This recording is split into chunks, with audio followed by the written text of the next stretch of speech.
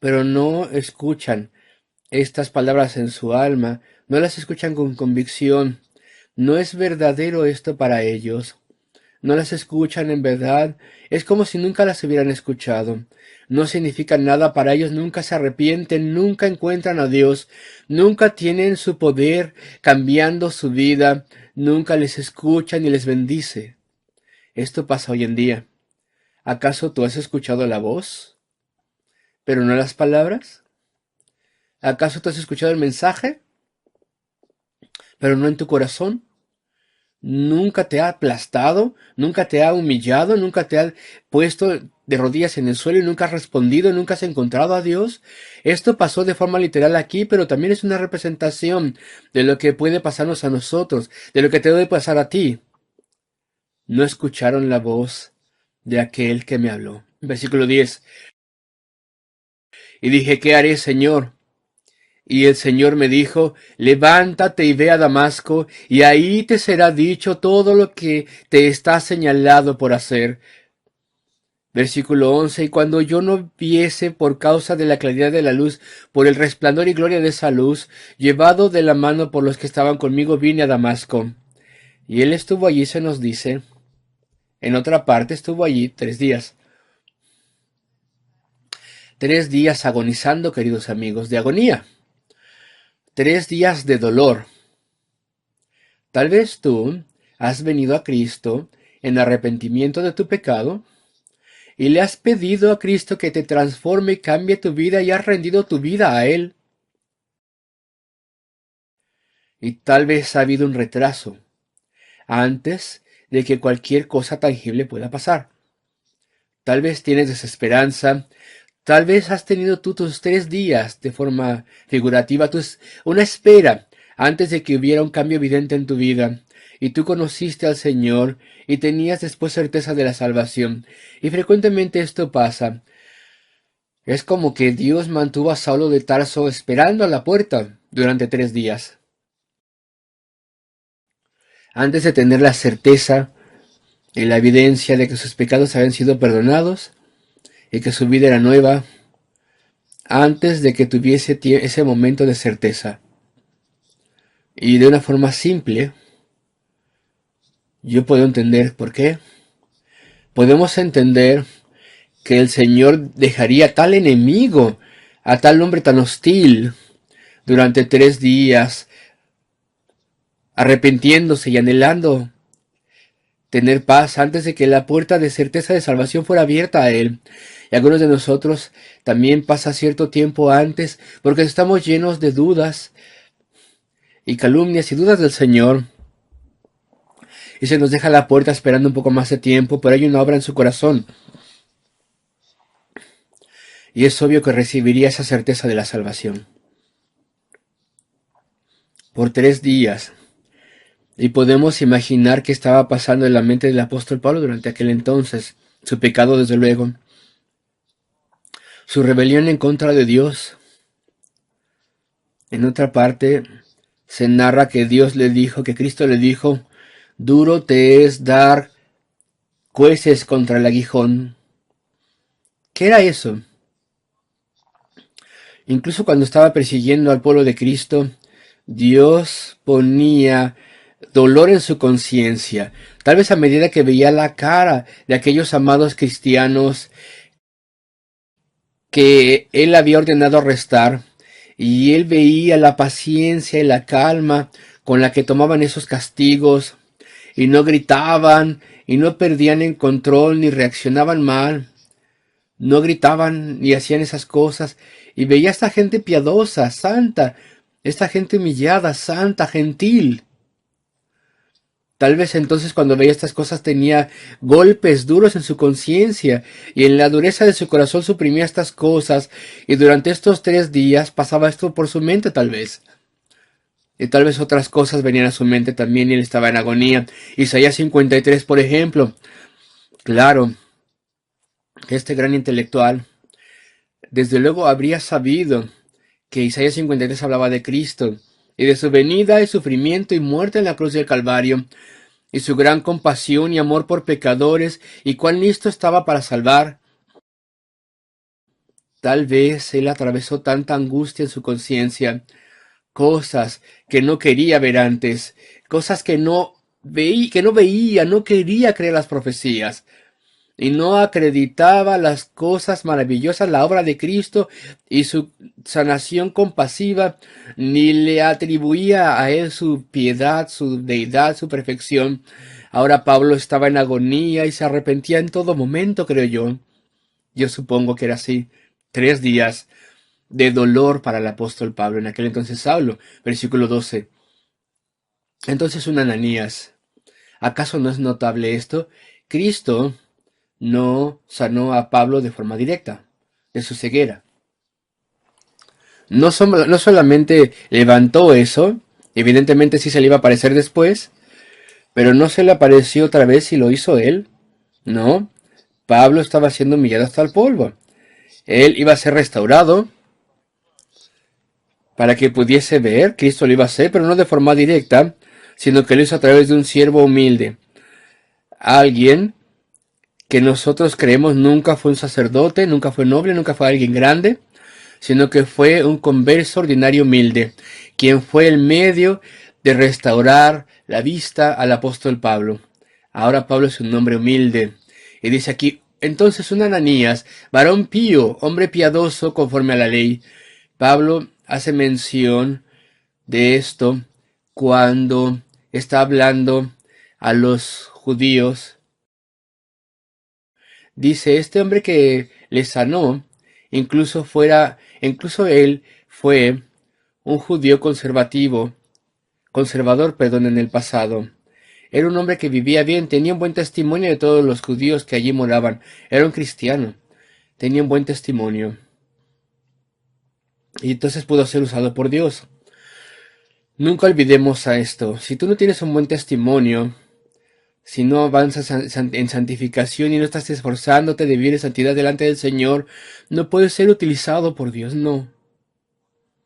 Un Ananías devoto, pío, piadoso, conforme a la ley que tenía un buen testimonio, versículo 13, viniendo a mí y acercándose me dijo, hermano Saulo. Qué palabras tan maravillosas para Saulo de Tarso.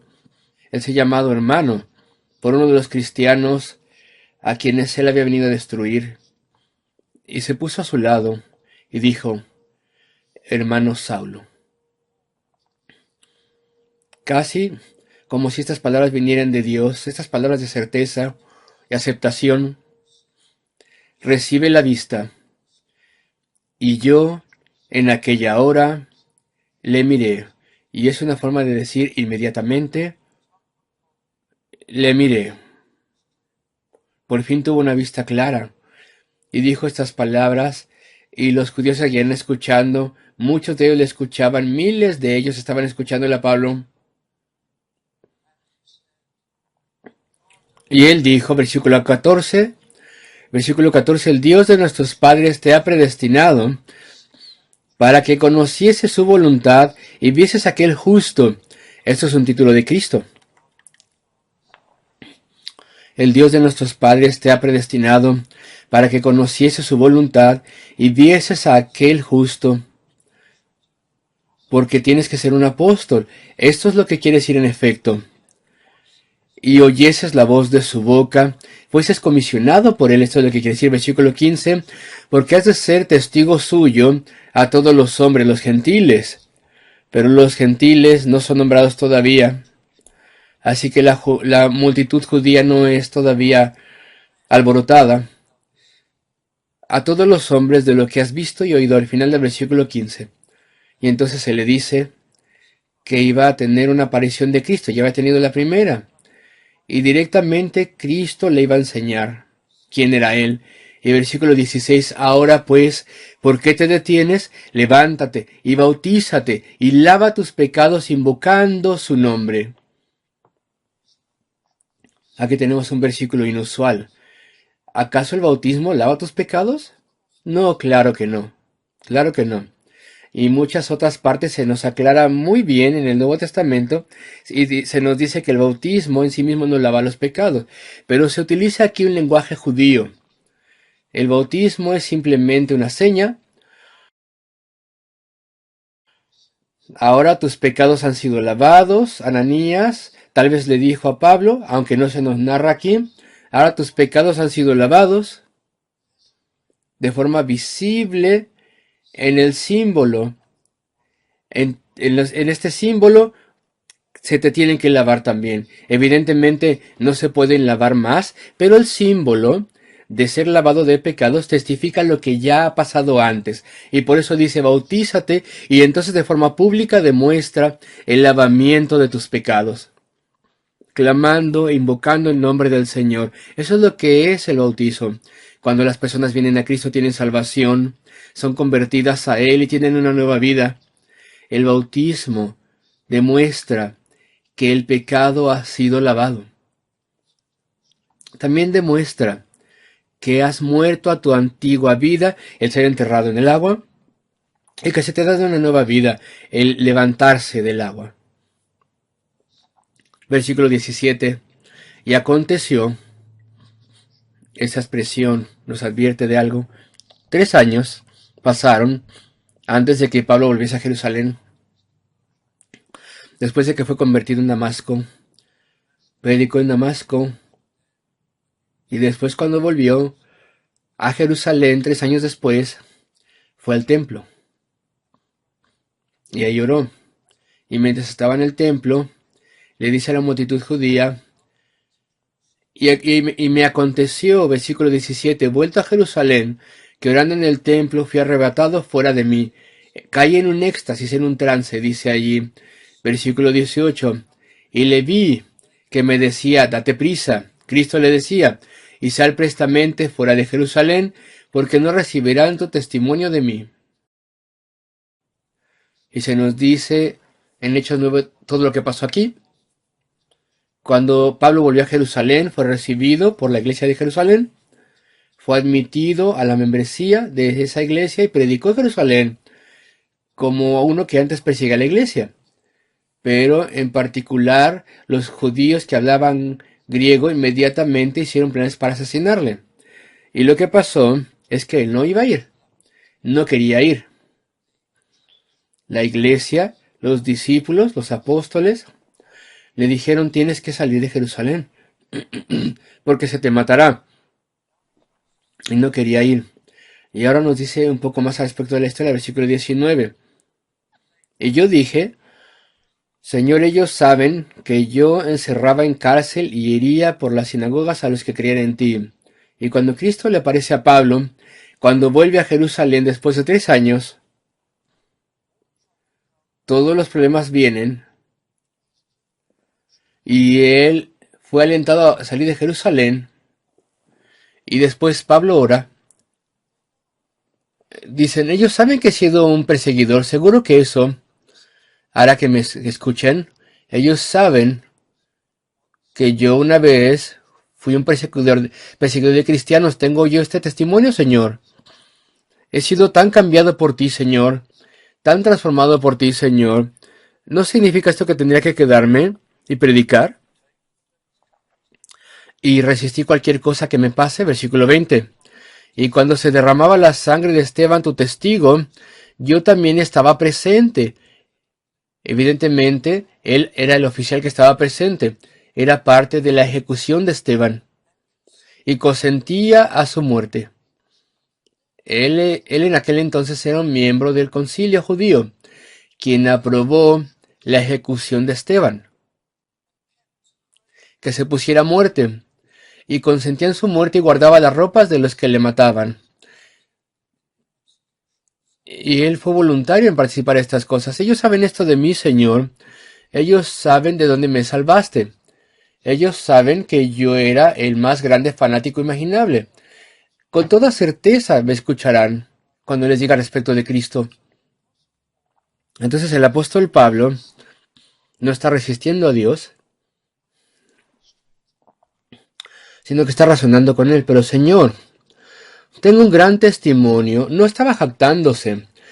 Tengo un gran testimonio debido a la profundidad en la cual estaba sumido y las cosas terribles que hice. Con toda certeza entonces, Señor, tengo un testimonio importante. Y sin embargo, versículo 21, me dijo, ve. Fue la aparición de Cristo a él en el templo que persuadió al apóstol Pablo que saliera de Jerusalén 20 años atrás. Porque yo te tengo que enviar lejos a los gentiles. El resumen de esto es que Pablo está diciéndole a esta multitud judía hostil, es que Dios hizo esto en todo momento. Yo estaba en la posición en la que están ustedes ahora, era tan antagonista a Cristo, y tenía tan grande desagrado de los gentiles, y yo no quería que ellos recibieran el Evangelio ni ningún mensaje en absoluto de Dios. Y un día vino Dios, cambió mi vida, me trajo a Él, y Dios me dio la comisión a que yo fuese a predicar a los gentiles. Y antes de que me comisionase, yo incluso estaba apelando al Señor en oración, Señor, déjame aquí, porque puedo, con toda certeza debido a mi pasado, puedo hacer un impacto en ellos. No, le dijo Dios, te envío, te comisiono, tú eres el apóstol a los gentiles. Así que esta es la esencia del pasaje. Le estaba diciendo a las personas, es Dios quien ha hecho todo esto de principio a fin. Pero en cuanto menciona la predicación a los gentiles,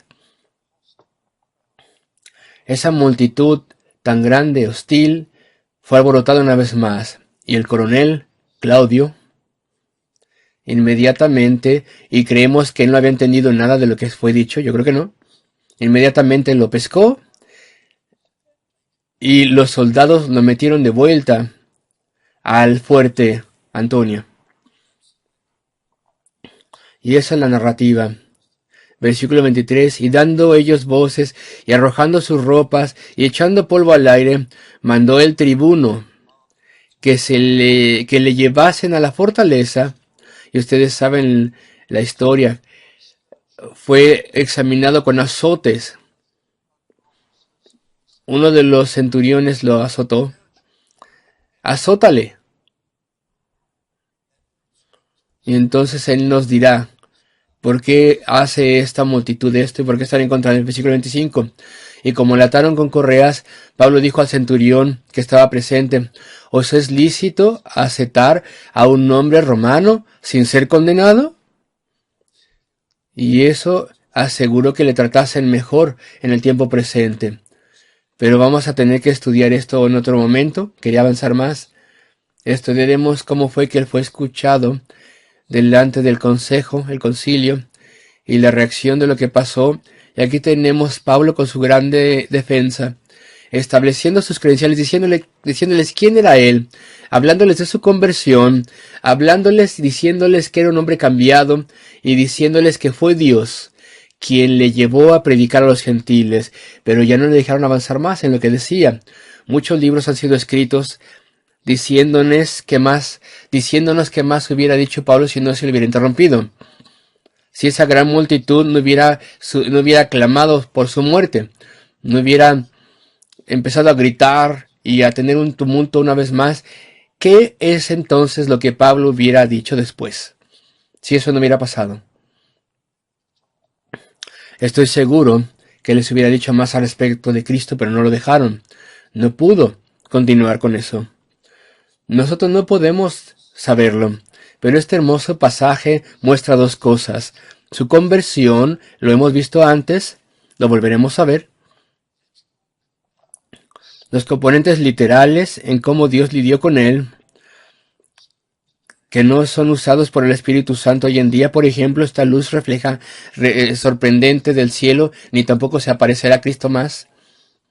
Y cómo él escuchó una voz, y sin embargo esto ilustra lo que nos pasa a todos cuando somos humillados hasta el polvo y venimos a salvación, y somos traídos a arrepentimiento y a tener nueva vida en Cristo. Y también aquí en el pasaje tenemos otro evento histórico, otro rechazo del Evangelio y de Cristo y de Pablo. Habrá otros rechazos también hasta el final de la vida de Pablo. Habrá otros incidentes locales de que los judíos se volcasen en contra de él y le repudiasen. ¿Y acaso no es sorprendente? Y con esto termino.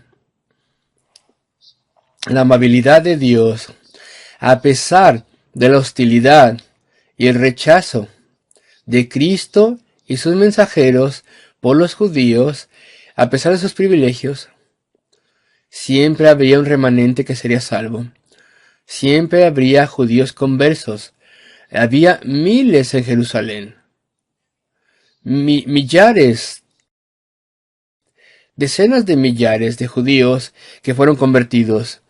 El apóstol Pablo, a través de su ministerio, siempre le predicaría primero a los judíos. Iba a las sinagogas después de ir al mercado. Siempre habría fruto, o casi siempre.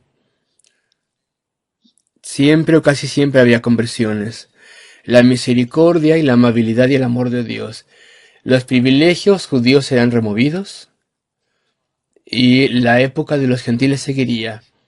Sus privilegios especiales terminarían. Pero aún así, los judíos, a pesar de su hostilidad, a pesar de esto, muchos judíos serían salvos. Y es así hoy en día y hasta el final de los tiempos. Eso es lo que nos enseña este capítulo y que el Señor conceda que sea una bendición para nosotros.